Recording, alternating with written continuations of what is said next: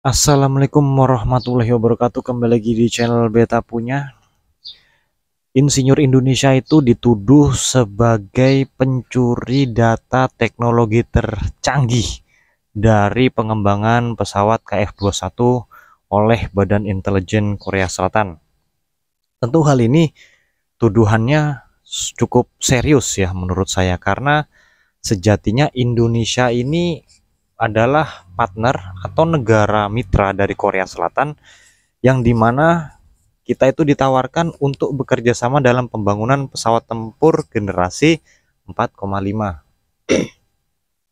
Sebelum kita membahas lebih jauh bagaimana mungkin tuduhan yang ditujukan kepada teknisi Indonesia yang dimana dituduh mencuri data-data termutakhir atau data inti dari sebuah teknologi pesawat tempur yang sedang dibangun oleh dua negara, yaitu Korea dan Indonesia.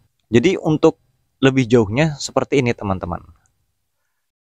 Beberapa saat yang lalu kita memang mendapatkan berita di mana Indonesia mengalami tunggakan dalam pembayaran angsuran dana, yang dimana dalam kesepakatan tersebut Indonesia menanggung 20% biaya pembangunan pesawat tempur KFX atau IFX dulu namanya, yang dimana 80%-nya itu ditanggung oleh pemerintah Korea Selatan. Seperti yang kita ketahui dalam sejarahnya, proyek ini sebenarnya dimulai dari tahun 2010.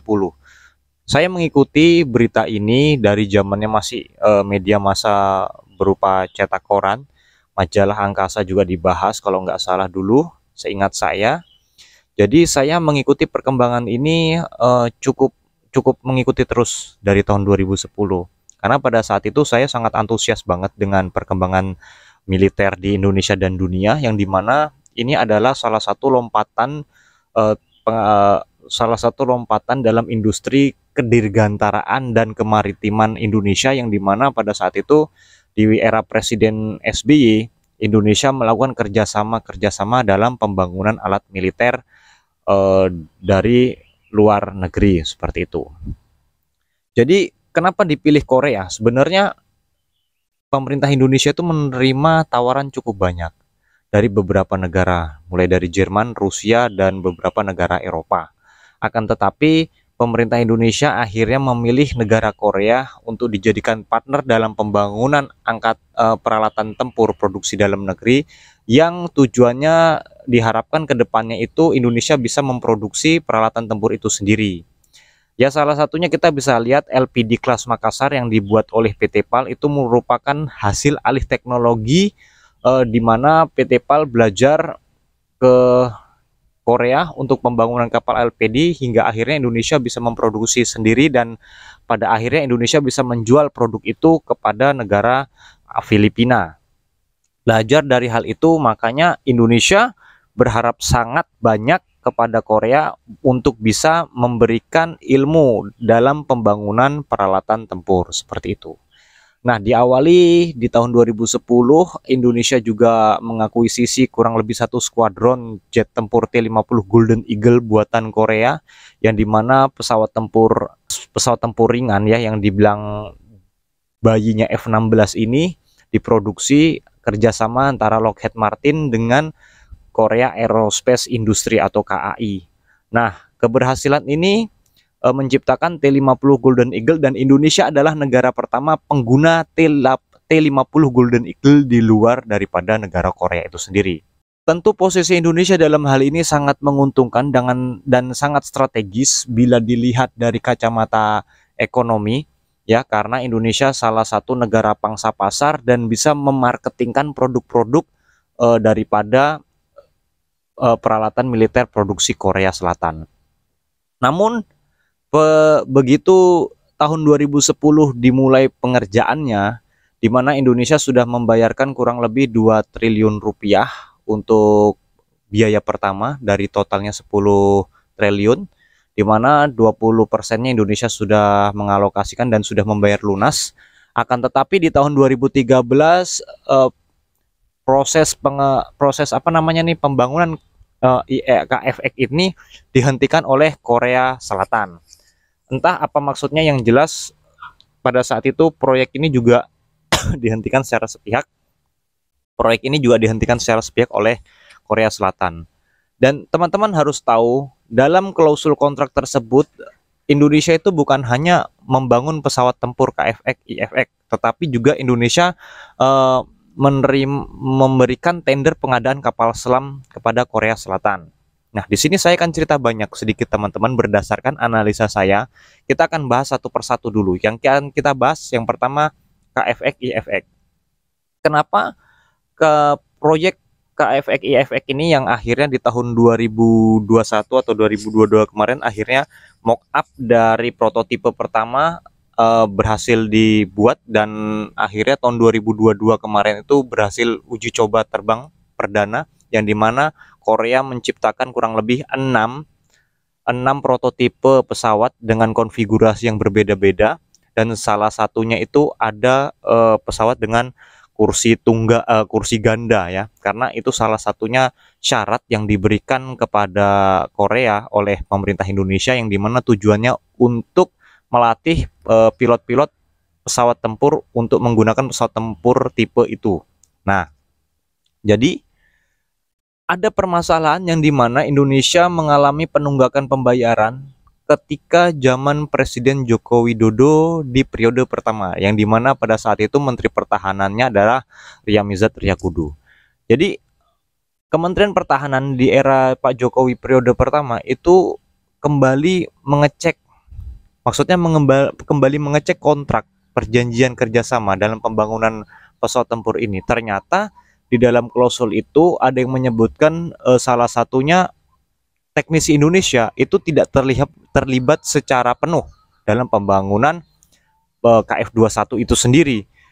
Nah, hal inilah yang kemudian menyebabkan pemerintah Indonesia melalui Kementerian Pertahanan itu menunda dulu pembayarannya. Karena yang diharapkan pemerintah Indonesia adalah teknisi-teknisi Indonesia itu ikut terjun langsung secara penuh, bukan hanya seeing and learning, maksudnya melihat dan belajar. Tapi yang diinginkan pemerintah Indonesia, teknisi-teknisi Indonesia itu terjun langsung, belajar langsung, menangani langsung, seperti itu. Itu yang diharapkan. Akan tetapi kalau tidak salah klausulnya, Indonesia tuh pada saat praktek teknisi kita dikirim ke Korea itu hanya melihat tanpa harus menyentuh. Nah, ini yang menjadi permasalahan ke depannya, yang mengakibatkan pemerintah Indonesia mengalami penunggakan pembayaran biaya pembangunan KF21 itu sendiri, hingga pada akhirnya semua ditalangi oleh pemerintah Korea, dan pemerintah Korea pun juga belum mampu dalam hal ini mengembangkan radar AESA, mengembangkan mesin pesawat tempur sendiri. Jadi rancang bangunnya memang dikerjakan sepenuhnya oleh teknisi-teknisi dari Korea, hingga pada akhirnya mesin pesawat yang digunakan pun juga produksi dari Amerika, yaitu setara dengan pesawat F-18 Hornet, dan dimana radar AESA juga berusaha Korea Selatan bangun sendiri, hingga nantinya diharapkan radar produksi Korea ini bisa ditanamkan di KF21. Nah, jadi permasalahannya adalah pemerintah Indonesia itu sengaja menunda pembayaran karena meminta untuk dinegosiasi ulang. Jangan sampai teknisi Indonesia tidak mendapatkan apa-apa dalam proses transfer of teknologi pembuatan pesawat KF21 ini. Makanya Korea Aerospace Industry atau KAI itu membangun 6 prototipe pesawat tempur KF21. Salah satunya itu nanti akan dikirim ke Indonesia. Tujuannya untuk dikembangkan lebih lanjut. Nah, dalam cost share pembangunan ini, untuk pendanaan biaya terbarunya itu kurang lebih kalau dirupiahkan kita tuh mengeluarkan dana sekitar 20 triliun rupiah dari total 100 triliun rupiah yang memang digunakan untuk riset and development atau R&D-nya, seperti itu. Nah, ini juga yang menjadi penyebab Indonesia sampai sekarang menangguhkan pembayaran itu dan belum melunasi, dan Korea Selatan pun juga tidak mengirimkan prototipe pesawat KF21 yang ke-6 ke Indonesia karena belum melunasi pembayaran tersebut. Diharapkan sih pesawat KF21 ini nanti diproduksi secara massal di tahun 2026 rencananya, dan yang dimana target pertama Indonesia itu memesan kurang lebih 60 atau 50 unit pesawat KF21, tapi yang terbaru kalau nggak salah direvisi lagi jadi lebih rendah daripada itu, seperti itu. Nah, jadi kurang lebih berdasarkan analisa saya, kenapa teknisi Indonesia dituduh mencuri teknologi, ya harapannya supaya Indonesia bisa didepak dari proyek pembangunan KF21 itu sendiri. Akan tetapi di satu sisi Korea juga melakukan pertimbangan yang sangat matang karena ini berpengaruh pada proyek pengadaan kapal selam. Seperti itu.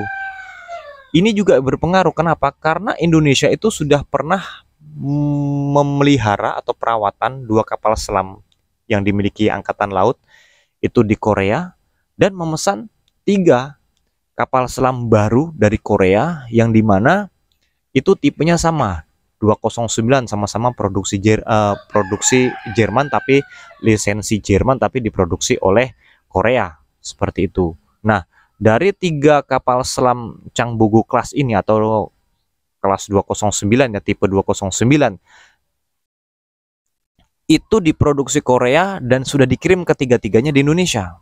Nah, yang dimana dalam proses pengadaan kapal selam itu sendiri, salah satunya bukan dibangun utuh, tapi dibangun beberapa modul di PT PAL dan akhirnya dirakit di Indonesia dan akhirnya diresmikan di Indonesia. Nah, ini yang jadi permasalahan adalah kapal selam Indonesia yang dibuat di Korea itu mengalami beberapa masalah. Masalah inilah yang akibatnya menjadi problem buat perusahaan Korea itu sendiri dan menjadi masalah juga bagi internal Angkatan Laut Indonesia. Kenapa? Karena sampai saat ini belum ada fase perbaikan di mana kapal selam yang diproduksi Korea ini bisa diperbaiki, seperti itu. Dan jadi masalah juga yang dimana kejadian kasus tenggelamnya kapal selam KRI Nagapasa, KRI Nanggala ya, KRI Nanggala 402 yang tenggelam di perairan Bali, itu sebelumnya dia melakukan perawatan secara penuh di Korea. Ini juga yang akhirnya menjadi pembatalan, kalau tidak salah sih bukan pembatalan, tetapi minta ditinjau ulang proyek pengadaan kapal selam batch ke-2 yang sudah ditandatangani di 2019 kemarin. Nah, ini juga yang menjadi tolak ukur, yang menjadi kendala kenapa Indonesia tidak membayarkan uang pengembangan pesawat KF21 itu sendiri. Artinya dari pengadaan kapal selam hingga riset and development R&D-nya KF21 itu mengalami banyak hambatan. Karena pada dasarnya Korea tidak secara bersungguh-sungguh ingin membantu Indonesia. Karena banyak teknologi kunci yang dikuasai oleh Amerika itu tidak boleh jatuh ke tangan negara yang bukan sekutu Amerika. Salah satunya Indonesia. Seperti itu. Nah, jadi kenapa Indonesia memilih Korea? Karena hanya Korea yang mau memberikan transfer of teknologi, sementara di negara lain tidak mau seperti itu. Nah, ini juga lah yang menjadi sebuah kesimpulan saya. Tuduhan insinyur atau teknisi Indonesia mencuri data penting atau data inti dari pengembangan KF21 oleh Badan Intelijen Korea, itu saya bisa asumsikan ini hanyalah akal-akalan lembaga intelijen itu untuk menendang Indonesia secara perlahan dari proyek pengembangan KF21 itu sendiri. Karena pada dasarnya hingga hari ini, hingga detik ini, tidak ada klarifikasi dari Badan Intelijen Negara Korea bahwasanya teknisi Indonesia benar-benar mencuri teknologi data inti. Karena bukti USB yang dituduhkan itu berisi laporan-laporan harian kegiatan kerja, bukan teknologi inti yang memang nanti bisa digunakan Indonesia untuk mengembangkan pesawat tempur lebih lanjut. Ya, tapi kita berspekulasi tidak mungkin tidak terjadi ya, karena kita harus mengetahui bahwasanya pencurian teknologi data inti dari sebuah pengembangan teknologi ini juga terjadi di negara-negara lain seperti Cina, India, Rusia, bahkan Amerika. Itu juga melakukan pencurian teknologi data inti dari pengembangan sebuah teknologi persenjataan, seperti itu.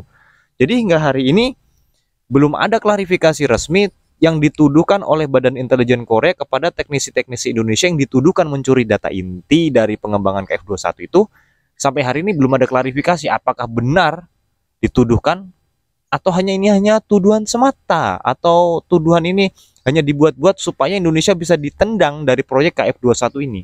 Seperti itu. Hingga saat ini jika kalian lihat KF21 yang terbang itu masih ada lambang bendera Indonesia dan lambang Kementerian Pertahanan Indonesia. Jadi seperti itu. Jadi kesimpulan saya, karena saya mengikuti perkembangan kerjasama Indonesia Korea ini jauh ya, mungkin sudah sekitar 14 tahun yang lalu. Jadi ya saya tahu, artinya saya mengikuti perkembangannya terus begitu. Nah, berbagai referensi saya juga baca, mulai dari ya artikel-artikel yang ada di Facebook, bahkan laporan jurnal internasional saya juga baca. Ya memang dari semua literasi yang saya baca tuh saya bisa mengambil kesimpulan tuduhan yang sangat serius menurut saya oleh Badan Intelijen Korea, yang saya berpikir mungkin ini cara mereka untuk menendang Indonesia dari proyek KF21 itu sendiri.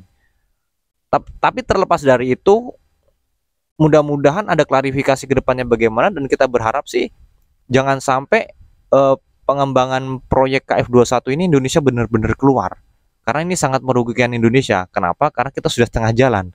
Artinya jelek atau baik dari kerjasama ini lebih baik diselesaikan saja. Setidaknya kita bisa belajar banyak dari kasus kerjasama dengan Korea ini. Seperti itu.